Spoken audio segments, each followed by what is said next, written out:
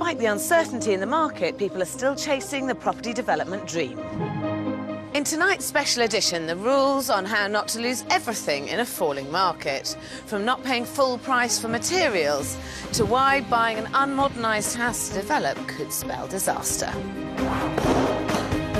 Plus, the story of two novice developers who think they can make a cool $250,000 on a converted industrial unit. You bought a sausage factory that they paid too much for. Do millionaires want to live in Rotherhithe? And get too personal about.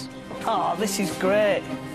See, I think we should cover the whole house in this. In a market that comes tumbling down around their ears. The reality is you're going to walk away with several £100,000 of a loss.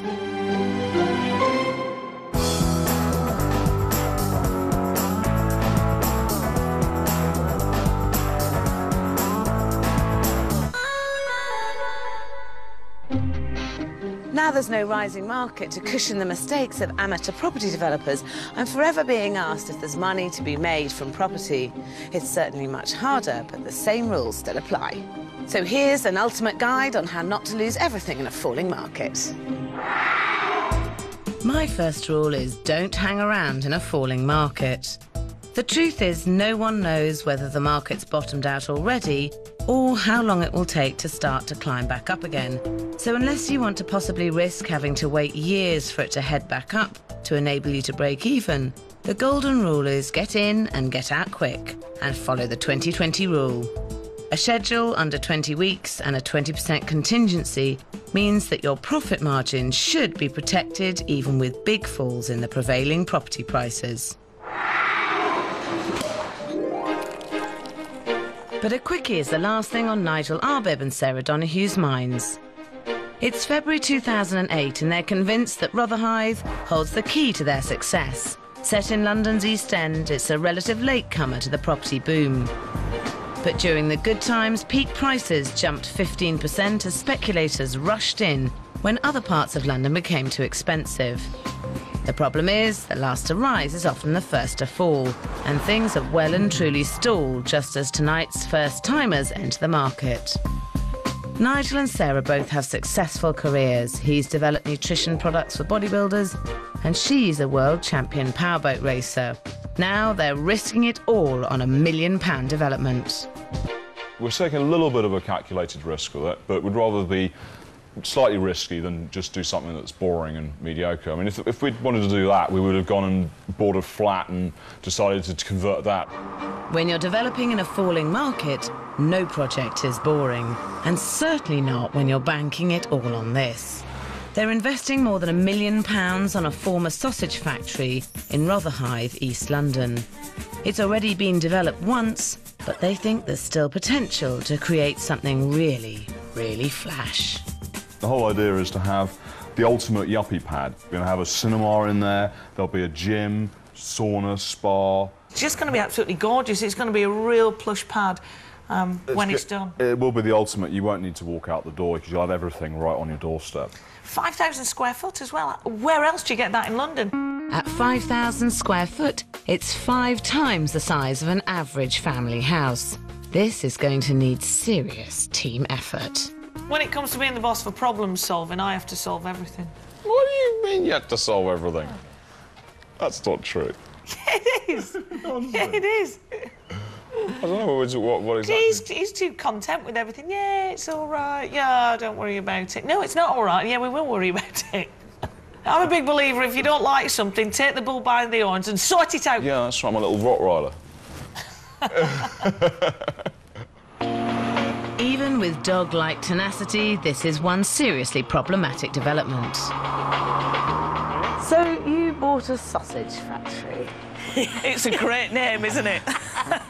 We went in, and then every time we went up a set of stairs, we were absolutely blown away. And then when we got up to the top floor, that just really sealed it for us, didn't it? You know, we just thought we've got to have it. And even though it's literally 4 times the size of the kind of property I was looking at, and 4 times the price, you know, it was a case that I couldn't go on and miss this opportunity. This is a once-in-a-lifetime opportunity to be able to do something like this. Nigel and Sarah aren't the first to think that. The previous owner already had a go at developing this factory. But after some refurbishment, he put it back on the market, where it languished for years until Sarah and Nigel bought it. So how long was it on the market for, do you know?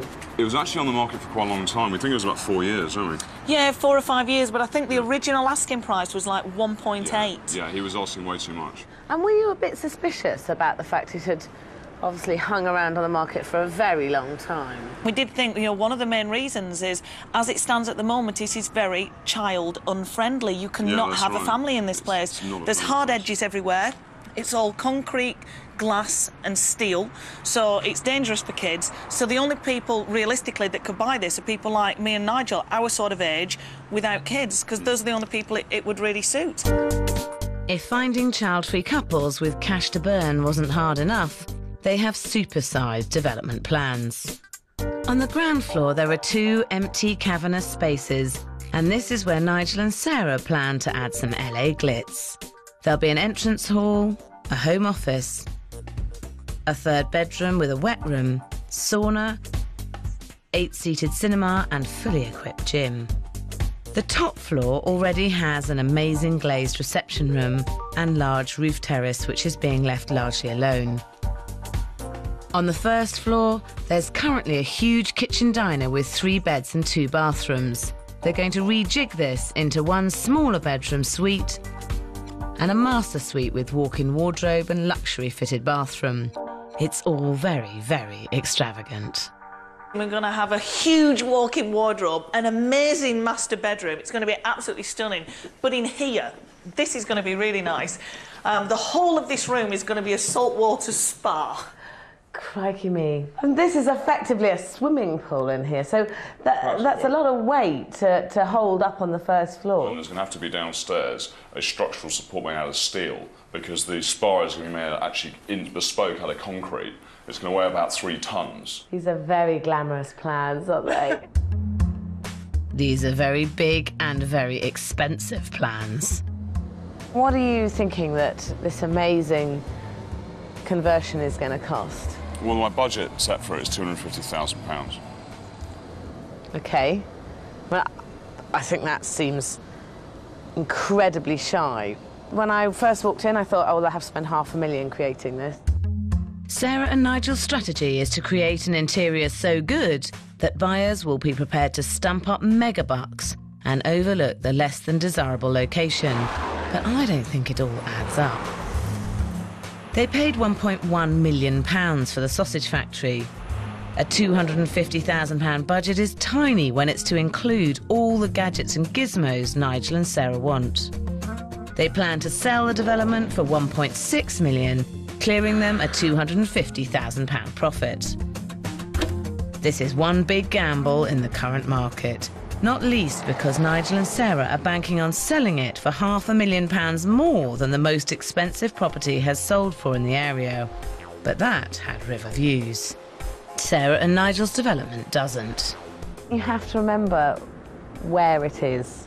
Do millionaires want to live in Rotherhithe? The answer to that is probably no.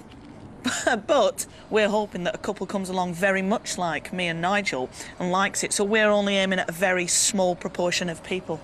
You may find that you'd have to sell this at a massive loss to actually sell it, and this is going to horrify you and it sounds incredibly dull, but I think that you should try and get planning permission to turn this into lots of smaller units which are much more appropriate for this area and are going to be a lot cheaper and therefore more easier to sell.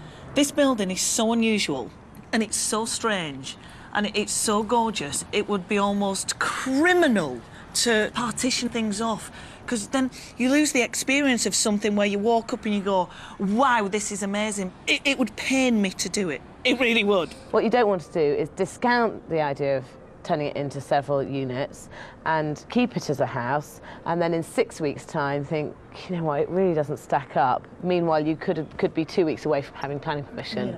So I wouldn't waste any time. I'd get planning in now anyway. At least you've got it, and then you can make the decision. Even though I'm totally horrified about ruining the architecture, and it's such a gorgeous building. Sweetheart, you've got to think about the business. Nigel and Sarah have completely misjudged their market. Really, they should be turning this into 3 flats.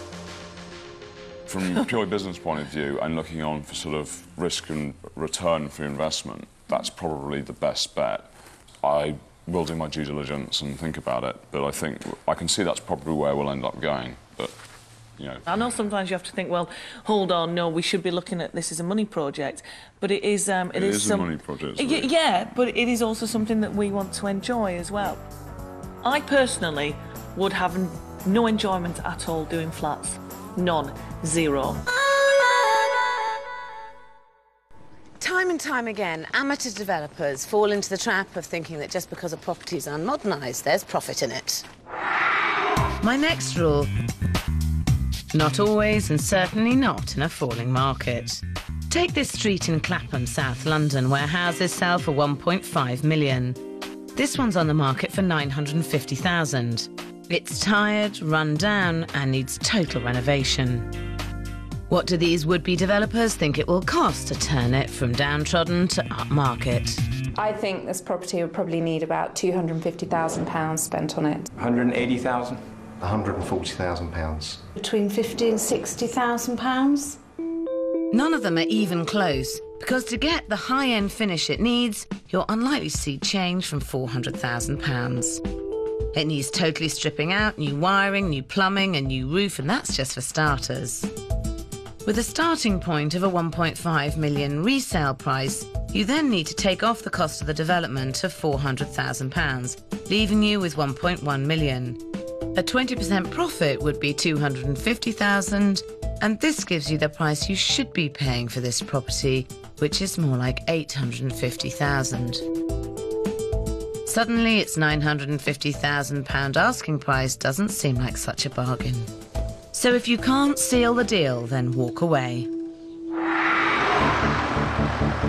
It's a sum developers Nigel and Sarah didn't do before buying this converted sausage factory. They should be doing a radical rethink. It's now March 2008, the market's on the slide, but Nigel and Sarah are convinced that swanky glamour is the right thing to do. Go on, Dan, put your back in it. Go on. There we go, that's coming off. It had taken the previous owner 4 years to sell it. I think Nigel and Sarah should reduce their risk by carving it up into 3 smaller units, but they're wedded to creating one luxurious 5,000 square foot dwelling. We want to stick to the plan of doing it as a bit of a yuppie pad, because it probably wouldn't even give us that much enjoyment making it into flats, you know, whether we'd make more money or not. I mean, how often do you get 5,000 square foot to play with and do whatever you want to do with it? You don't, do you? And to then move to just doing that into flats will kind of defeat the whole object of why we went for this place in the first place. And it's a gorgeous building. It's beautiful, and you can't ruin it by making it into flats, can you? Exactly. The problem is the market in Rotherhithe is largely flats, bought by those who commute across the river to the Docklands, but who can't afford the sky-high prices of neighbouring postcodes. The kind of buyers Sarah and Nigel want to attract are already very well catered for a stone's throw away in nearby Shad Thames. Shad Thames has swanky restaurants, where Rotherhithe has a boarded-up pub. Shad Thames has cafes in abundance. Rotherhithe has sprawling estates. Shad Thames has views of the river and Tower Bridge, and Rotherhithe has its tunnel and a boarded-up tube station. I think Sarah and Nigel are living in cloud cuckoo land, thinking that they will find someone prepared to pay over £1.5 million for their property when there's this type of competition so close. It's time for a reality check. But if you've got £1.5 million, this is where you go to spend it. I don't know, really, because we had £1.5 million and we looked at properties Just around like this size with a massive space, 5,000 square foot, and you just can't get that space anywhere else in London. It's only a 15 or 20-minute walk, so I would have that sacrifice for such a big place. There may be somebody who wants to buy an amazing apartment with more square footage where you are, and they have to walk 15 minutes to get to nice coffee shops and bars. But your market is so slim, it's just a huge risk. Do you agree that in terms of location, This is at the opposite end of the spectrum to your flat. I wouldn't say it's the opposite end of the spectrum. You've got views of council blocks, Rotherhithe Tunnel, derelict shops, boarded up shops. That's your surrounding area, which is fine, but it's a very elite buyer. You're looking to buy your property in those surroundings. And there is that big negative there, which is why we've got to make sure that all of the positives are at such an extreme that they outweigh that negative, which is a big negative. And that is going to come at a very high price, making it that good inside. I know, we've got a lot of work to do. We do, but I think it will be successful. We have to be. I fear Nigel and Sarah are too close to their development, and there is no rising market to cushion their fall. They desperately need to see the reality of the situation, but instead they're burying their heads in the sand. So we're taking the whole of the stairs out, so we're completely changing the stairway. Yeah, it's quite a major job. For building designer Graham Cox, the reality of reconciling their £250,000 budget with their design ambitions is also creating a big challenge. Beating the budget is going to be tricky. You've got to get the basics of the building work done, which will give them a very sound idea of what remains of their budget. But it's going to be up to Nigel and Sarah at the end of the day as to what they finally decide they want to do with finishes, as to whether they're going to keep within the budget or not. As Sarah and Nigel's development begins to take shape, so does the realisation about how unrealistic their budget really is. In all honesty, a place like this, I mean, Sarah was right, we are going to go over, and we have been speaking about that, and we know we're going to go over. We're not going to be able to help it. If we want to make sure it looks beautiful, you know, and all the finishes are perfect, we're going to go over. Whilst work continues on site to create this lavish pleasure palace, Nigel and Sarah go home to plan the design for their bathroom. My preference would be go for this, which I think is pretty funky. It's a shower column type thing, but it's also a steam room. It fits in with the kind of the factory style of the building, because look, it's got like these pipes that spray out like this. With Nigel and Sarah's expensive tastes, it's not going to be long before they blow their increased budget.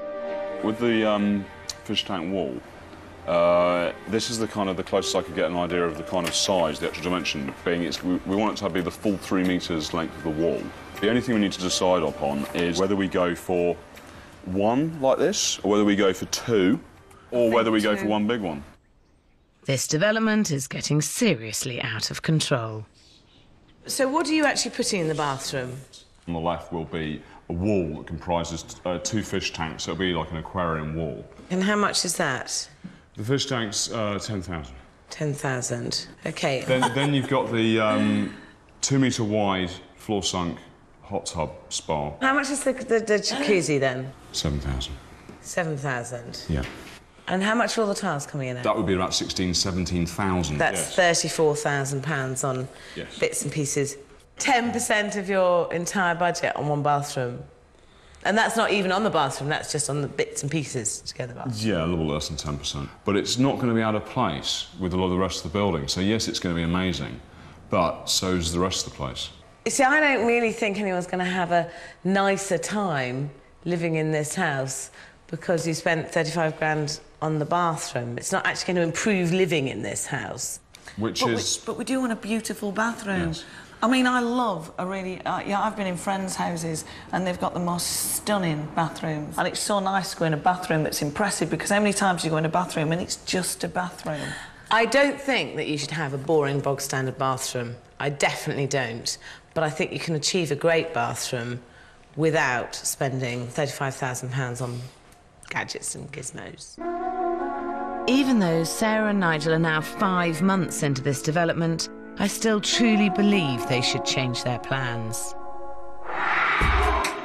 Drawing up correct plans and sticking rigidly to them used to be a golden rule for amateur developers. Not anymore. To survive in a falling market, it's more important than ever to be prepared to adapt your plans as you go. You may have set your heart on putting in a limestone wet room with ultra-modern shower, basin and taps, but if the market has changed and young professionals aren't buying there anymore, you need to focus on who is and give them what they want. If the market where you've bought has crashed for houses but stayed more stable for flats, consider whether you need to convert your development. That may mean big changes and spending more, but the key is to constantly look for opportunities to protect your profit. And if that means a radical rethink, you can't afford not to. In Rotherhithe, though, before I can convince Sarah and Nigel to change their plans, fate plays a hand. With the budget out of control and the housing market starting to nosedive, the build comes to a shuddering halt. Pretty much all that's happened in the last 4 to 6 weeks, we've been here and there's been about 2 people on site instead of 10. And all that's happened is that they put in the underfloor heating in the first floor, which is where it's happening. They've put in a small additional bit of wiring, finished off the plumbing that was already 80% done, and put in a couple of ceilings, and that's it. I could have done more with Snow White and the Seven Dwarfs. Probably. Graham says that the reason they're behind is that he hasn't been given the right information at the right time, and once he has it all, work will proceed quickly. So after a heated site meeting, the relationship becomes increasingly strained, but Graham and his team set about finishing the development. Meanwhile, Nigel and Sarah plough on with their vision to turn this into a swanky millionaire's pad. See, now that is perfect. I love that. I'm just not sure I want a huge great head watching me when I'm on the loo. I think the problem is I like things that are really exciting and you like stuff that's really boring. Oh, this is great. See, I think we should cover the whole house in this. I think purple, green, bit of zebra stripe, and I think it'd just look incredible. Got to get the zebra stripe in. I just think it'd be nice to have the centre unit, you know, with the zebra stripes. So we've got a huge mosaic of Napoleon's head and some zebra skin material, some purple velvet and green shag pile grass carpet. Yeah? Yeah. And this is the design. I've expressed my opinion on Bonaparte, and I think that he might not fit in, but this is where we're not seeing eye to eye at the moment. I hate to say. He hates anything that's interesting and wild and colourful. Not at all. Sarah likes to think that I'm all sort of just pursuing everything in black and white and everything. I'm not. But, you know, I also do err on the side of caution.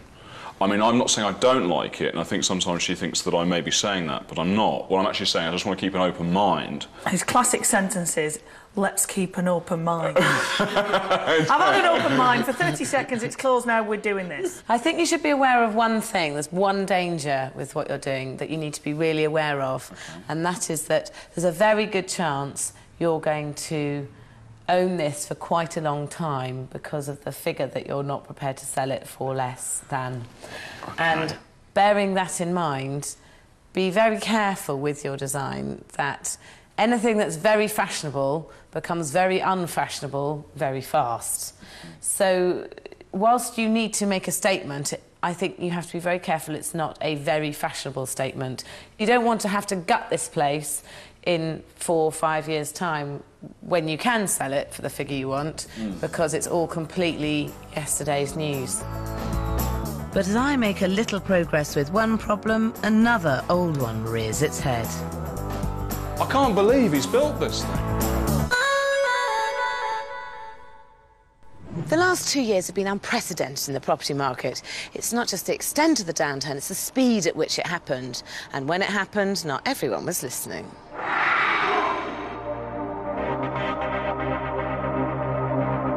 My next rule is no one's safe in this market, not even the very top end. During boom times, the super prime market in key areas rose fastest of all.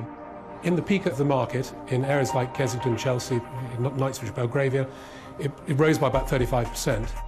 And whilst the rest of the market was well into its descent by the middle of 2008, properties over 2 million seemed invincible. In the summer '08, we sold 2 houses in Chester Square, one for 12 million and one for 15 million. And that really was still showing that the super prime market was still extremely strong, while the lower end was very weak indeed. But then in September 2008, Lehman Brothers collapsed and the international financial communities started to unravel. It was instantaneous. It was like someone pulling the plug out of a bath. Suddenly, these buyers have just disappeared. The drop in the prices was more spectacular than the rest of the market. This property in Notting Hill once belonged to supermodel Elle Macpherson. It was on the market for £9.5 million, but fell to £7.5 in the space of 13 months. This elegant mews house fell from £6.5 million to 4.2 in just 10 months.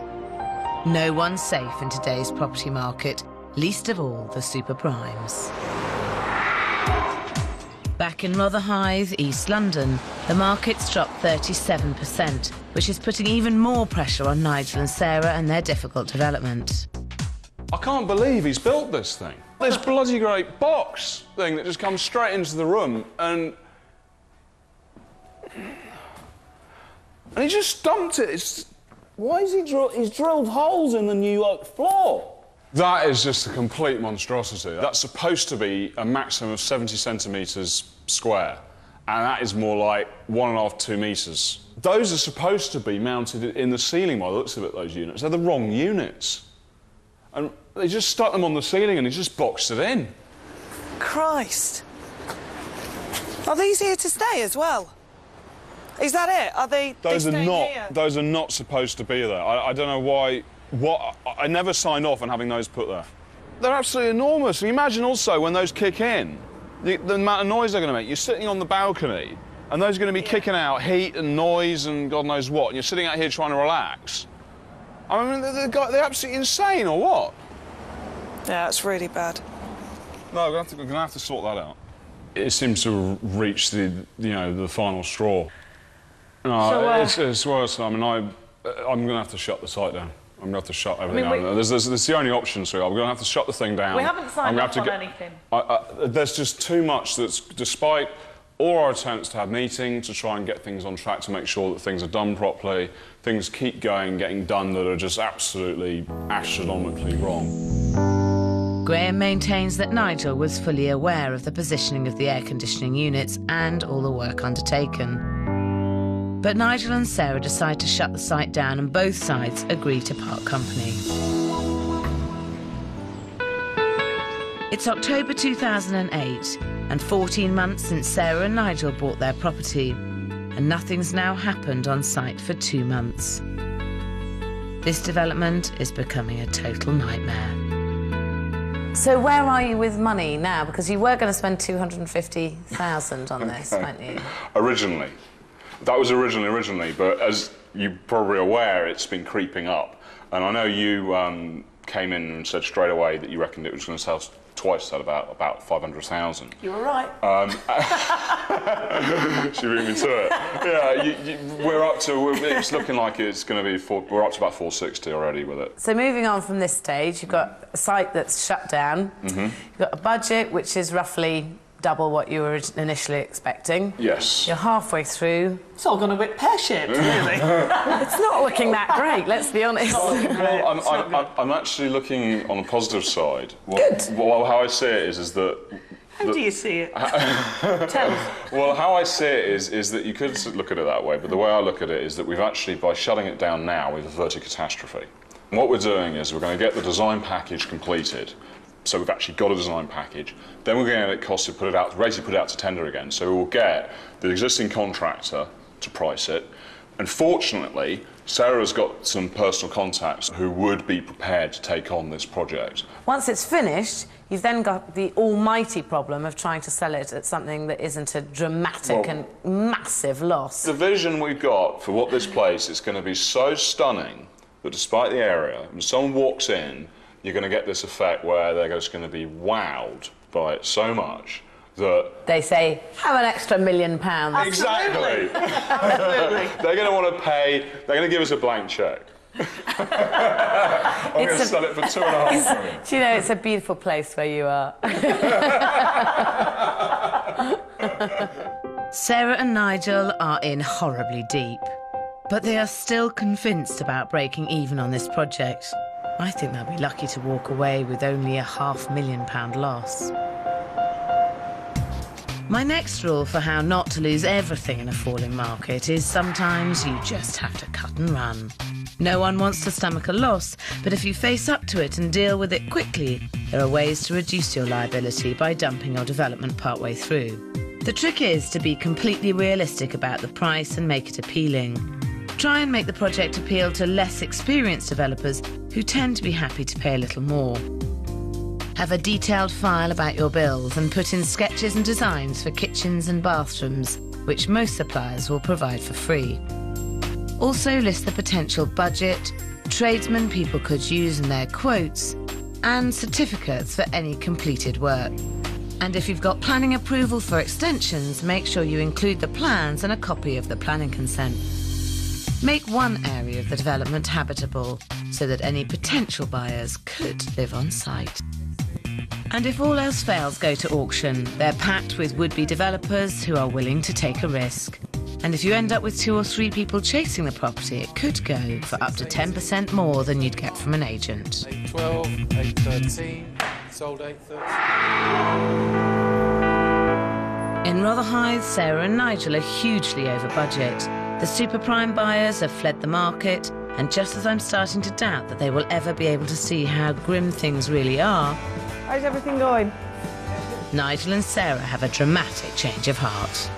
I can't believe it, but we've actually done a complete U-turn and we've decided that we're going to split the whole place into 3 different apartments now, which is going completely against, I realise, what we said we'd do originally, but we've decided that what Sarah Beeny said before is the right thing to do. It's much more beneficial to do 3 apartments as opposed to 1, just for the simple reason it might be really difficult to sell something so big and so expensive, where at least if you've got 2 small flats downstairs, you're hedging your bets, aren't you? You know, you're at least going to get a sale from one of them.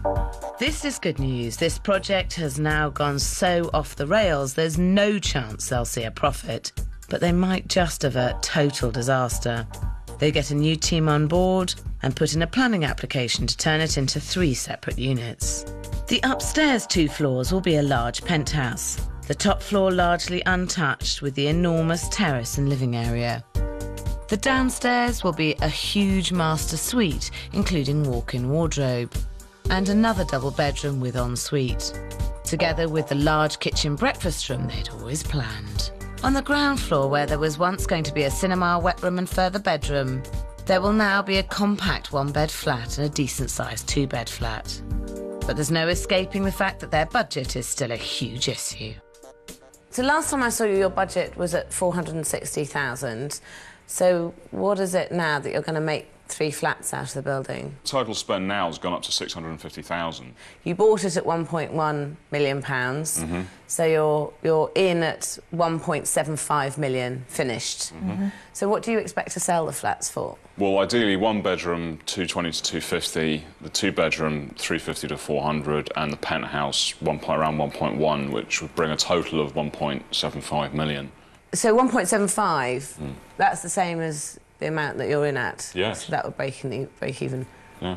Is that an amazing coincidence? Which was kind of made up, the budget or the resale? It's just nightmare, all this to get absolutely nothing. It would obviously be our preference to actually have more revenue come in than it's costing us. Well, of course, that would be gorgeous, but if I'm really honest, I think that the reality of this situation is that it's going to be a lot less that you'd get coming in. You're more realistically looking at 220 for the 1-bedroom flat, 300 for the 2-bedroom flat, and if you're lucky, 700 for the penthouse, possibly as low as 500, but if you're lucky, 700. So that would be a total of 1.25 million. In a good market, making up your figures is a dangerous game, but when the market's falling, it's financial suicide.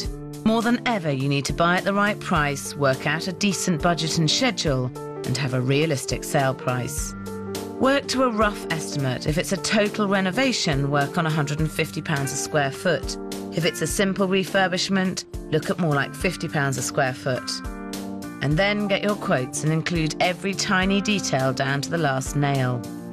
Next, allow 20% for the all-important contingencies. Even with a realistic budget, it can all go horribly wrong if you're not realistic about your sale price. This is not the time to be greedy. In Rotherhithe, Nigel and Sarah's hope of completing their development in 6 months for £250,000 is a far and distant dream. Do you kind of accept that your figures are probably a little bit or very unrealistic? I'd say they're a bit in between, a little bit, and very unrealistic. But you... I think they're quite unrealistic. I've always said we need to think a bit lower. Whichever way this project goes, the reality is you're going to walk away with several £100,000 of a loss. I've had a lot of sleepless nights. A lot of sleepless nights. Yeah. All of the capital, everything that I've got will be gone when we walk away from this. It doesn't really get any worse than this. It really is bad. But it's just one of those things now, you know, we have to move on. And, you know, we're really looking forward to the point where we can just sell the whole lot and get out and move on. There is one suggestion I've got that might help minimise your loss. If you come with me upstairs... Now, up here, on this side of the first floor, I think you can make this into a one-bed apartment, and I don't think it's going to affect the value of the penthouse. You've still got the rest of the first floor and the top floor, and this could easily have a bathroom here, a bedroom here, and then a kitchen living space at the end. You should be able to sell this for $200,000. It shouldn't cost more than about $30,000 to do, so you're looking at taking £170,000 off the proposed losses that you're looking at. I think we'll certainly look into that, and then, you know, if we decide to go ahead with it, then, you know, we can. One of the advantages with developing in this market is that you don't always have to pay full price. Whether it's building work, kitchens, bathrooms or furnishings, it's always worth having a go at haggling and see if you can get your costs down. Don't always take the price at face value. Most things that are for sale are up for negotiation. Whatever price you're quoted, view it as an invitation to make an offer on the price you need to pay. You could get a discount of anywhere up to 50%. The 3 golden rules of haggling are: don't insult their intelligence by making a ridiculous offer. If they know you're serious, they'll be more inclined to cut you a deal. Pay cash so they don't need to wait for the cheque to clear. Money in the till is now a welcome lifeline to anyone on the high street. Be prepared to take it away there and then. Take your van because you're a much more attractive buyer if you can help them shift stocks quickly and easily. This has now become a crisis management project. Nigel and Sarah need to start coming to terms with what is going to be a very big loss. There's a high chance we're going to lose money. We may break even. You never know. If the market goes up, we may make a little bit of money. But in all honesty, win, lose or draw, I'm actually a bit past that now. The whole thing's like a ball and chain around my neck. It's July 2009. Nigel and Sarah have been developing their sausage factory in Rotherhithe, East London, for 18 months. They paid too much for the property, even at the peak of the market, and the property had been up for sale for 4 years. Since they started, house prices have plummeted, and despite nationalising half of the banking industry, mortgage approvals are still at critically low levels. They set out to create one enormous 5,000 square foot luxury apartment, but were forced to change their plans and carve it up into 3 separate dwellings. They can't afford to finish the 2-bedroom apartment or penthouse until they complete the first stage. It's fantastic to have this first flat done. And it's also just a shame that we wanted to have the whole property done by now. But, you know, at least it's the first stage, and with that done, we can move on to the next and, you know, soldier on. And if the finish on the 1-bedroom flat is anything to go by, their first stage puts them in a good position to sell. There's wide oak flooring throughout, Corian worktops, leather sofas, a large, stylish bedroom, and a top-of-the-range limestone bathroom, complete with floating furniture, perfect for the young professional market. Hi, hello. Hi. How are you? Fantastic. It's all looking fabulous. Yeah, it looks great, doesn't it? Really, really pleased with it. So this one's all finished, but the other 2 aren't finished yet. Yep. Yeah. It's the first one, but we're obviously looking to have the others match the standard of this, if not surpass it. Once this flat is sold, they'll use the money to finish off the other apartment on the ground floor, which they plan to have a similar high-quality finish, but with an extra bedroom and bathroom. But it's the penthouse where Nigel and Sarah still really hope to realise their design ambitions. Leading up the bespoke staircase to the first floor, there will be a large kitchen diner with black Corian worktops and white high-gloss cupboards, and the bespoke zebra-covered central unit. There will be a guest bedroom and an enormous master suite. But it's the limestone bathroom with its double sunken baths, plasma TV, his and hers loos, sinks and a rainfall shower where they will really go to town. And leading up the steel staircase, there will be the ultimate leisure zone with a cocktail bar and luxurious lounge area with green grass shagpile carpet and fashionable purple velvet sofas. This leads through sliding doors to the swanky outside relaxing area where the final style statement will be the jacuzzi hot tub. I think that you've proven your point with the one-bedroom flat. The rest hopefully will be equally gorgeous. Mm-hmm. But you bought the property 2 years ago, so right at the height of the market, just as it was about to come crashing down. We couldn't have bought this at a worse time, really. But then again, you know, there's more people than us in the same situation. We weren't to know the market had dropped right down, and there's nothing that we could do about it. And it's such a shame. But the thing is, if we sit here and get depressed about it, you know, it just makes things worse. And we're in this situation. It's not going to change. So we really have to make the best of it. When I first met you, you were planning on spending £250,000 on the building work, and then when I met you halfway through and you decided to turn it into flats, you were thinking it would be closer to £650,000 you were going to spend on doing the work, not obviously buying it. Where are you now? It's actually now come down. We've in fact come in. We're going to be coming in about 10% under budget, so it's around £580,000 will be our cost for the whole build now. And that's managing to make savings on materials and building works costs and everything else. Nigel and Sarah bought the sausage factory for £1.1 million. They hope to reduce the original £650,000 budget to £580,000 by the end of the project. But is it a little too late? You're in this project at £1,680,000. Do you have any idea at the moment what you might be able to get from them when they're all finished? Oh yes, £1,680,000. Weirdly, that's exactly the same as what you're planning on spending. It seems to be flexible, your resale figures, depending on what you've spent on it, because that was pretty much the same sort of line-up figures as last time. What I'll say is that if we can get what we're looking to, which we believe we could be able to get, which is £250,000 for the one bed, £350,000 for the two bed, that means that we'd need to get at least £1,080,000 for the penthouse to break even, which we believe that, you know, is realistic. There's one way to see if their figures are realistic, and that's to let the agents have a look. One-bedroom flats such as this, if priced correctly, will sell very quickly. We sold one in King and Queen Wharf, which went under offer after about 21 days. It's important that the property is priced attractively to draw buyers through the front door. They'll then be very impressed with the finish inside, which I'm sure will help it sell. If this penthouse was actually located on the river with direct river views, you'd be looking at adding at least a 15% increase to the value of the property. I would value the one-bedroom property at £240,000, the two-bedroom at £285,000, the penthouse at £650,000. I would value the one-bedroom apartment at £250,000, the two-bedroom at £350,000, and the penthouse at £850,000.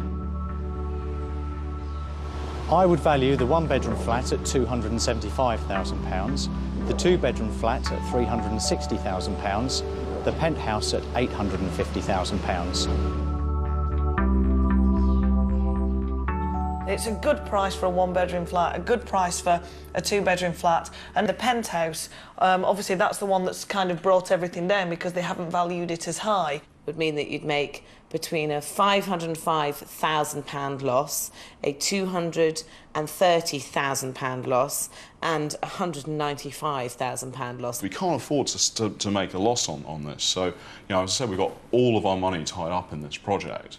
So if we have to live in that sell the first 2 flats and live in the penthouse, to then, for a period of time, to get it the price we need. That's what we'll have to do. Even if it takes 10 years to get to the level that you want to sell it for. Well, the fact is... Yeah, I mean, it'll be a nice property, so it's not going to be difficult living in a penthouse for years and years, that's for sure. But we don't really have the choice, really. We need to sell it. We need to sell it at a good price, and we can't really afford to sell it for less, can we? No, we can't afford to sell it less, but I don't think it will take 10 years. In fact, I think, I'll be very surprised if we haven't got a buyer within 12 months. This has been a roller coaster ride for you. It was the dream property, and it's kind of turned into a bit of a nightmare along the way, but you've ended up with a lovely flat and 2 more to go after you finish this one.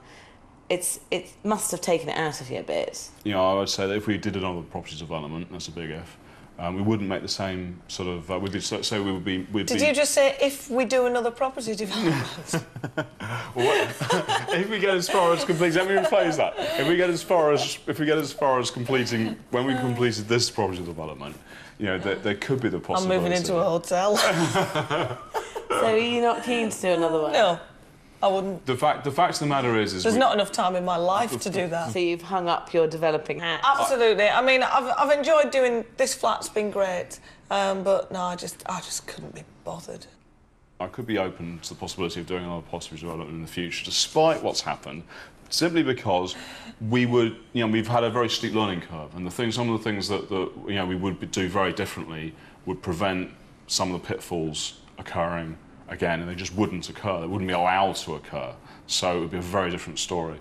Well, fingers crossed, the 2 flats on the ground floor sell quickly, and then you can enjoy living in the penthouse, and you never know. We watch this space. 1.5. You never know. For Nigel and Sarah, it could be a long wait, because the housing market looks set to remain jittery for some time to come. If you still think property developing's the business for you, then treat it with extreme caution. Whilst prices have come down considerably from their peak, there are some areas that are still so sought after that bidding wars are still going on. The most important rule of developing is to pay the right price for the right house. If you get your figures wrong at the start, like Nigel and Sarah, you're going to be in for a rocky ride, and this market will take no prisoners.